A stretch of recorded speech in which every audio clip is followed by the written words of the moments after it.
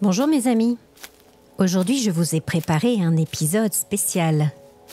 Je vous invite régulièrement à me partager vos expériences de phénomènes paranormaux.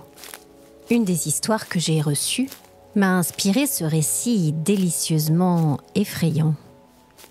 Dans l'histoire originale, mon auditrice a vécu une expérience en plein jour dans une forêt alors qu'elle se baladait en famille.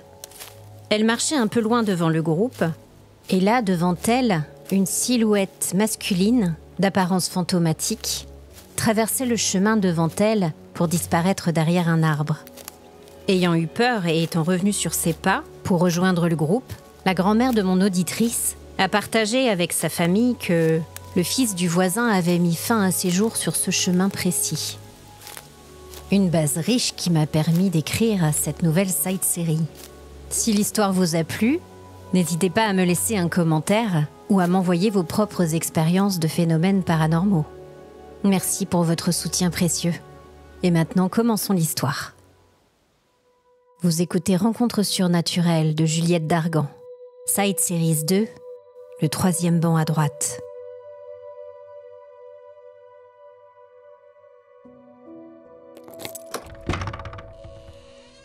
J'ai ouvert la porte d'entrée. Ça sentait la poussière. Et d'un coup, mon esprit a été envahi par tout un flot d'images et de souvenirs. La maison de ma grand-mère. La vieille latte juste devant les escaliers qui grinçait sinistrement. La pendule qui égrenait chaque minute de nos longs après-midi d'été. Et le goût des vieux biscuits rances tout au fond de la grande boîte en fer blanc que ma grand-mère gardait à l'abri dans son placard. Le poids de son absence me prit soudain à la gorge. Le fait de savoir que je ne pourrais plus jamais revivre aucun de ces instants me coupa le souffle. Un peu déboussolée, je partis m'asseoir à la vieille table en formica, buvant lentement ma tasse de thé fumante. Après quelques minutes, je me sentis prête et je décidai de me mettre à la tâche. Ranger, trier, étiqueter toutes les affaires pour vider la maison et la nettoyer avant l'arrivée de ces nouveaux acquéreurs.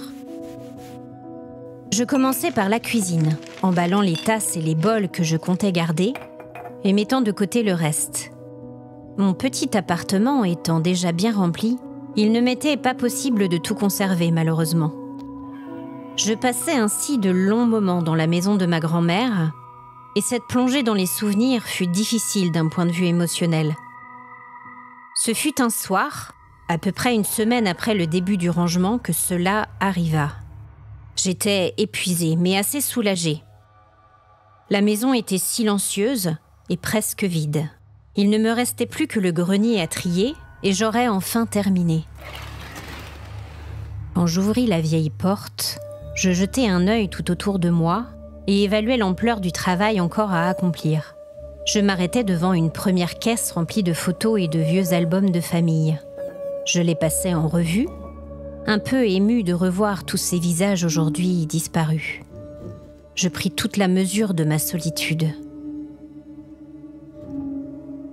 Dans un petit carton, un peu caché, je retrouvais mon vieux bloc-notes. Je me revis du haut de mes 15 ans, rêveuse et naïve, quand le monde était encore beau. Je feuilletais d'une main distraite les différentes pages, souriant à l'évocation de mes espoirs de l'époque. Et puis soudain, une phrase me sauta aux yeux. Je suis repassée devant le banc aujourd'hui. J'ai encore senti ce souffle froid et j'ai eu la sensation que des yeux étaient posés sur moi. Et tout m'est revenu d'un coup. C'était même étonnant d'avoir pu gommer ce souvenir. En sortant de la maison de ma grand-mère, un chemin mal éclairé par 2 lampadaires s'étendait tel un long ruban clair à l'orée d'un petit bois. Et les quelques arbres encore présents de part et d'autre du sentier étaient les derniers vestiges d'une forêt plus importante il y a quelques siècles, mais presque complètement disparue aujourd'hui. Passé 15 heures, il n'y avait jamais personne sur ce chemin qui avait très mauvaise réputation. Au milieu du sentier, le 3e banc à droite focalisait dans mon esprit les souvenirs sombres qui avaient refait surface. Je me revis soudain à 15 ans, la première fois qu'il m'était apparu. J'étais déjà passée plusieurs fois devant le banc et à chaque fois j'avais pressé le pas.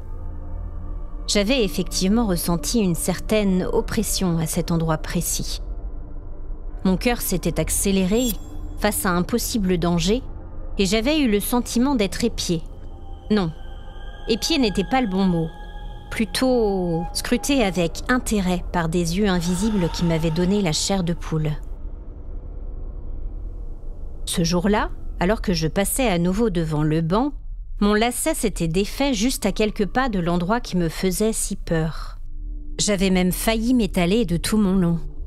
Alors je m'étais forcée à m'arrêter et à m'asseoir pour refaire le nœud sur mes chaussures. Concentrée pour terminer le plus vite possible, je ne l'entendis pas arriver. Mais alors que je m'étais penchée à demi, je levai les yeux et je vis 2 pieds nus devant moi. Le souffle soudain bloqué dans ma gorge, je remontais lentement mon regard le long d'une paire de jambes masculines dont la peau presque bleue avait un air peu naturel. Un short de sport rouge, un t-shirt déchiré maculé de terre, des mains pendantes le long du corps massif et un visage blême, des yeux sombres enfoncés dans leurs orbites, les traits tirés. L'inconnu me regardait sans me voir vraiment, et je fus alors plongée dans une terreur immense. Je pris mes jambes à mon cou et je courus jusqu'à la maison, allant m'enfermer dans ma chambre, cherchant à me persuader que j'avais rêvé et que je n'avais rien vu. Je fis des cauchemars pendant des semaines cet été-là. J'imaginais voir cette silhouette immobile et silencieuse dans le coin de ma chambre ou sur la route devant la maison dès que je regardais par la fenêtre. Évidemment, il n'y avait personne. Ma grand-mère m'avait même emmenée voir un de ses amis étranges pour m'aider à oublier cette vision cauchemardesque. Cela avait visiblement bien marché puisque je venais seulement de me remémorer tout cela à l'instant. Et je sentis au fond de moi monter un besoin irrépressible, comme un appel impossible à ignorer. Je pris mes clés, fermant la maison derrière moi, et un peu hésitante, je suivis lentement le sentier qui longeait le petit bois. La lune était pleine et éclairait parfaitement le chemin et ses petits graviers blancs. Je passais le premier banc, les cheveux parcourus d'une douce brise estivale. À l'approche du 3e banc, je ralentis l'allure et je jetai un œil tout autour de moi. D'abord, je ne vis rien.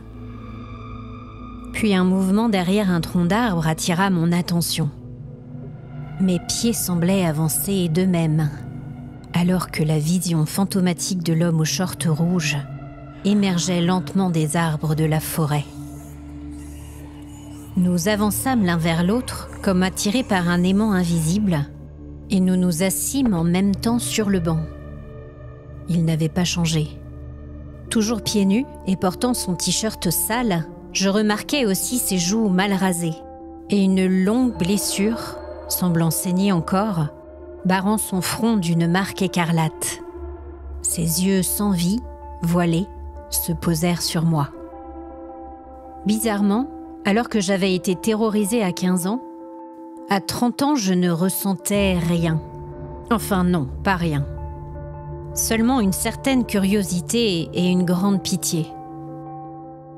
Il émanait de cet homme une sensation de chagrin profond et de détresse. Il appelait à l'aide de toute la force de ses yeux morts et silencieux. Nous restâmes là un certain temps à nous dévisager, et puis il se releva et me fit signe de le suivre. Je savais où il me menait. Je l'avais deviné dès qu'il m'avait rejointe sur le banc. Je le suivis lentement à travers la forêt. La lumière de la lune pénétrait difficilement sous la futaie, mais sa silhouette semblait étrangement luminescente. Il ne se retourna pas pour voir si je le suivais toujours. Il n'en avait pas besoin. Il sentait mon émotion et mon envie de l'aider. Je m'aperçus que mes joues étaient couvertes de larmes. Et soudain, il s'arrêta. Au pied d'un grand chêne, dans une clairière paisible, il se tourna vers moi, regarda le sol à ses pieds et il disparut soudainement.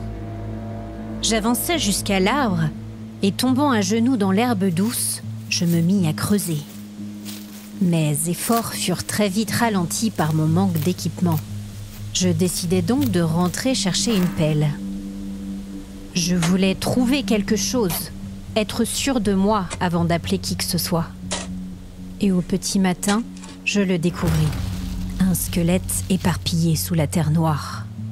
Je reconnus les lambeaux de tissu rouge et déchirés de son short de sport. Maculé de taches sombres, le vêtement comportait des trous nets qui me firent comprendre l'origine de sa mort. Il avait été abattu par balle. Un règlement de compte ou un chasseur, qui sait? Son bourreau l'avait tout simplement enterré sous l'arbre, cherchant à cacher son crime ignoble et sa culpabilité. J'avais trouvé mon visiteur, l'occupant du 3e banc à droite, et j'espérais qu'il pourrait enfin trouver le repos.